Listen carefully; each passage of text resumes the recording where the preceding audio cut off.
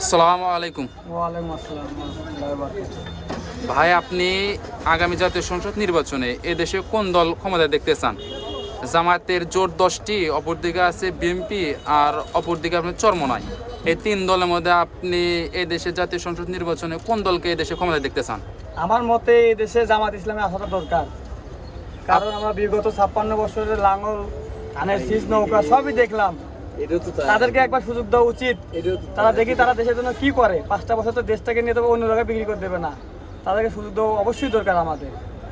আপনি কেন চাচ্ছেন যে সামনে জাতীয় সংসদ নির্বাচনে যেন জামাত আসে বা জামাত সরকার গঠন করে?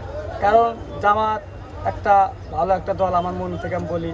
কারণ তাদের ভিতরে চাঁদাবাজি, দুর্নীতি, ঘুষ এই ধরনের কোনো কিছু নাই।